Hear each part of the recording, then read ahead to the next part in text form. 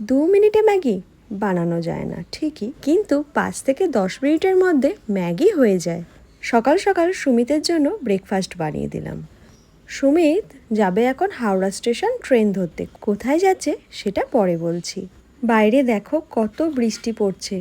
যাই হোক, আমরা পৌঁছে গেলাম হাওড়া স্টেশন। তোমরা দেখতেই পাচ্ছ, হাওড়া স্টেশন পৌঁছতেই আমরা বিরিয়ানি খাচ্ছিলাম।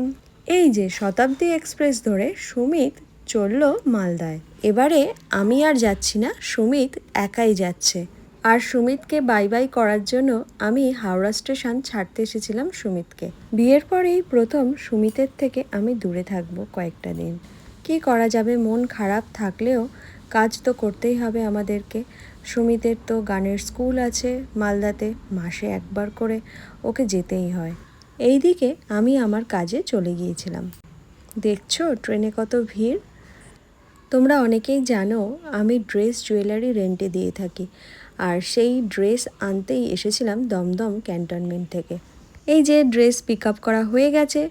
আজকে আমি আমার বাড়ি যাব মাকে আনতে, মানে মায়ের বাড়ি থেকে মাকে আনতে যাব আর ড্রেসটা রাখতে যাব।